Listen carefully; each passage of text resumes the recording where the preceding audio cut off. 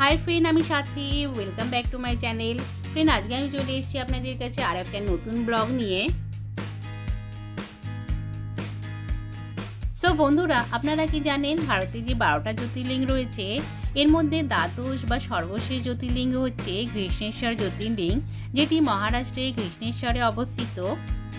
So friend, আজকে আমি আপনাদেরকে আমার এই ভিডিওতে কৃষ্ণেশ্বর জ্যোতির্লিঙ্গ মন্দিরের মহাদেবের দর্শন করাবো এবং সাথে সাথে আপনাদেরকে আমি এই ভিডিওতে জানাবো কৃষ্ণেশ্বর জ্যোতির্লিঙ্গ আপনারা কিভাবে আসবেন, আপনারা এখানে আসার পর কোথায় থাকবেন, এখানে মন্দিরে দর্শনের নিয়ম, মন্দিরের ইতিহাস, কিছু গুরুত্বপূর্ণ টিপ।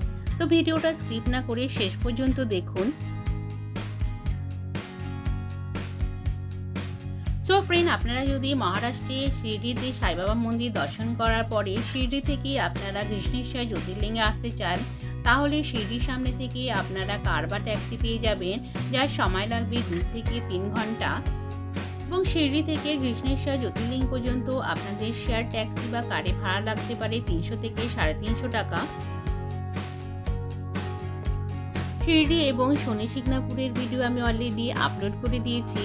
এখনও যদি আপনারা সেই ভিডিওগুলো না দেখে থাকেন, উপরে যে আই বটম আছে সেখান থেকে আপনারা ক্লিক করে দেখতে পারেন। এছাড়াও আমি ডেসক্রিপশানে লিঙ্ক দিয়ে দেবো, সেখান থেকেও আপনারা দেখে নিতে পারেন। আর আপনারা যদি আপনাদের ডেস্টিনেশন থেকে ফ্লাইটে আসতে চান, তাহলে চলে আসুন ঔরঙ্গাবাদ এয়ারপোর্ট। এখান থেকে আপনারা ক্যাব বা ট্যাক্সি নিয়ে চলে আসুন কৃষ্ণেশ্বর জ্যোতির্লিঙ্গ। এখানে আপনাদের সময় লাগতে পারে 40 থেকে 50 মিনিটের মতন। আর আপনারা যদি ট্রেনে আসতে চান, তাহলে আপনারা শহরের যে কোনো জায়গা থেকে ট্রেনে করে আসতে পারেন ঔরঙ্গাবাদ জংশন। ঔরঙ্গাবাদ স্টেশন থেকে বাইরে বেরিয়ে আপনারা অটো করে চলে আসুন ঔরঙ্গাবাদ বাস স্ট্যান্ডে। এখান থেকে আপনারা কৃষ্ণেশ্বর জ্যোতির্লিঙ্গে যাওয়ার জন্য বাস পেয়ে যাবেন, যার ভাড়া 50 টাকা এবং সময় লাগবে আপনাদের 45 মিনিট থেকে 1 ঘন্টা। তবে মহারাষ্ট্রে মহিলাদের বাস ভাড়া হাফ নেওয়া হয়। এখানে কৃষ্ণেশ্বর জ্যোতির্লিঙ্গ টেম্পলের কাছেই রয়েছে ইলোরা গুহা, তাই জন্য এখানে ঘুরতে এলে কৃষ্ণেশ্বর মন্দির এবং ইলোরা গুহা দুটোই একসঙ্গে ভ্রমণ করা যায়। ঔরঙ্গাবাদের প্রাকৃতিক পরিবেশ দেখতে দেখতে আমরা চলে আসলাম কৃষ্ণেশ্বর জ্যোতির্লিঙ্গ। মন্দিরের সামনে অনেক ভক্তি নিবাস এবং গেস্ট হাউস রয়েছে।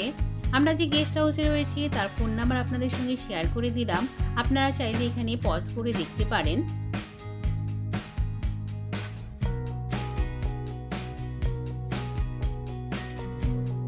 হোটেল থেকে ফ্রেশন আপ হয়ে এখন আমরা চলে এসেছি বাবার দর্শন করতে। এখানে আমরা এখন পুজো দেব। তবে এখানে মন্দিরে ঢোকার কিছু নিয়ম আছে, সেটা হচ্ছে বাইরে আপনাদের জুতো মোবাইল জমা রেখে তারপরে আপনাদের মন্দিরে প্রবেশ করতে হবে এবং মন্দিরের গর্ভগৃহে প্রবেশের সময় পুরুষদের খালি গায়ে থাকা বাধ্যতামূলক, শার্ট গেঞ্জি পরে গর্ভগৃহে প্রবেশ করা নিষেধ রয়েছে। এখানে মন্দিরের দর্শনের টাইমিং হচ্ছে ভোর 5টা থেকে রাত্রি 9টা পর্যন্ত আপনারা দর্শন করতে পারবেন। তবে শিবরাত্রি এবং শ্রাবণ মাসে সময়সূচি একটু পরিবর্তন করা হয়।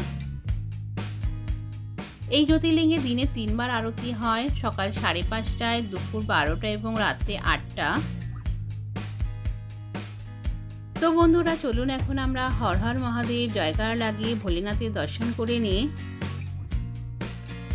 এখানে কিন্তু মন্দিরটি লাল পাথর দিয়ে নির্মিত এবং মন্দিরের দেওয়ালে বা স্তম্ভে ভগবান শিব, বিষ্ণু এবং অন্যান্য দেবদেবীর অসাধারণ কারুকার্য রয়েছে। আপনারা পুরো মন্দিরটা দেখলে বুঝতেই পারছেন, পুরো মন্দিরে খুব সুন্দর নকশি করা রয়েছে।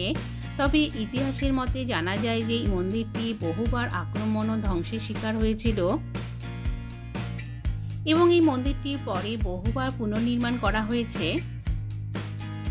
বর্তমান মন্দিরের পুনরুদ্ধার সংস্কার ও পুনর্নির্মাণ করেন অষ্টাদশ শতকে আহিল্যাবাই হোলকারজি, যিনি ভারতের বহু বিখ্যাত হিন্দু মন্দির সংস্কারে গুরুত্বপূর্ণ ভূমিকা পালন করেছিলেন।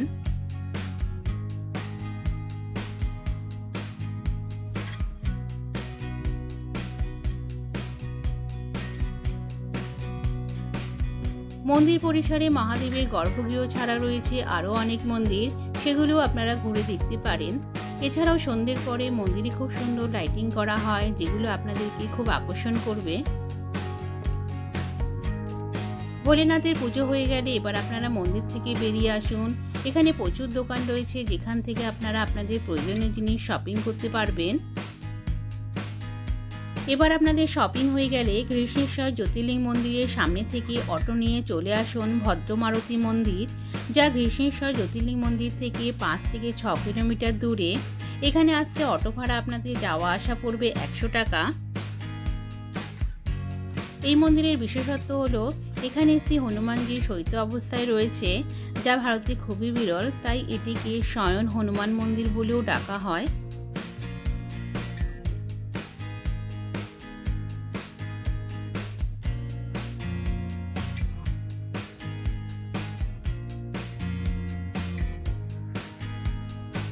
সো এখন জেনে নেওয়া যাক এই জায়গাটির নাম ঘৃষ্ণেশ্বর জ্যোতির্লিঙ্গই কেন রাখা হয়েছে।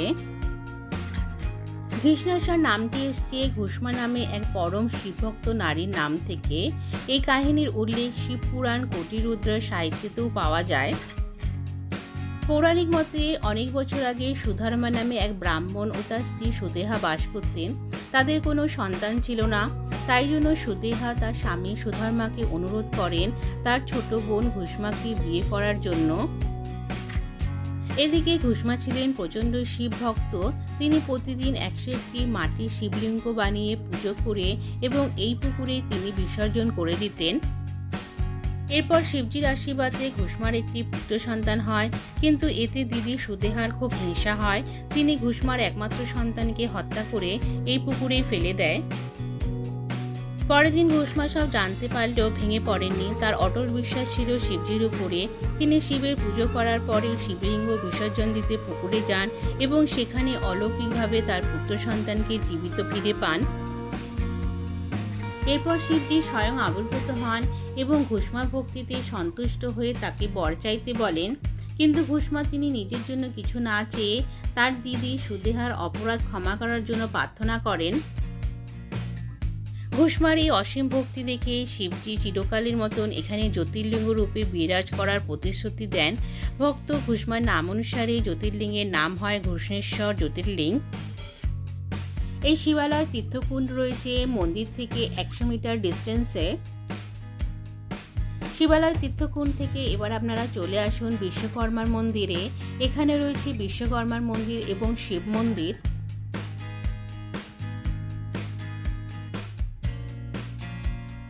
আপনাদের হাতে যদি সময় থাকে তাহলে কিন্তু আপনারা এখানে দৌলতাবাদ ফোর্ট এবং বিবিকা মাকবারাও ঘুরে দেখতে পারেন। এখন আমরা যাব ইলোরা কেভ দেখার জন্য, যার ভিডিও আমি আপনাদের সঙ্গে নেক্সট ভিডিওতে শেয়ার করব, তো ভিডিওটা দেখতে ভুলবেন না। আপনারা যদি ঘৃষ্ণেশ্বর জ্যোতির্লিঙ্গে আসেন তাহলে কিন্তু আপনারা ভোরবেলার দিকে পুজো দেওয়ার চেষ্টা করবেন, সেই সময়টা ভিড়টা একটু কম থাকে। ঘৃষ্ণেশ্বর জ্যোতির্লিঙ্গে আসার উপযুক্ত সময় হচ্ছে অক্টোবর থেকে মার্চ মাস। তবে শিবরাত্রিতে এবং শ্রাবণ মাসে এখানে বিশাল উৎসব হয়, সেই জন্য এখানে প্রচুর ভক্তের সমাগম হয়। আপনারা যদি মহাদেবের ভক্ত হয়ে থাকেন তাহলে জীবনে অন্তত একবার এই পবিত্র জ্যোতির্লিঙ্গের দর্শন করে যাবেন। ভিডিওটা যদি ভালো লেগে থাকে অবশ্যই লাইক, শেয়ার এবং কমেন্ট করে যাবেন। যদি কেউ আমার চ্যানেলে নতুন হয়ে থাকেন তাহলে অবশ্যই সাবস্ক্রাইব করে বেল আইকনটা ক্লিক করে দেবেন, যাতে আমার আপলোড করার সব ভিডিও নোটিফিকেশন আপনাদের কাছে সবার আগে পৌঁছে যায়। নেক্সট ভিডিওতে আপনাদের সঙ্গে আবার দেখা হচ্ছে। হর হর মহাদেব, ওম নমঃ শিবায়। Thank you watching my video.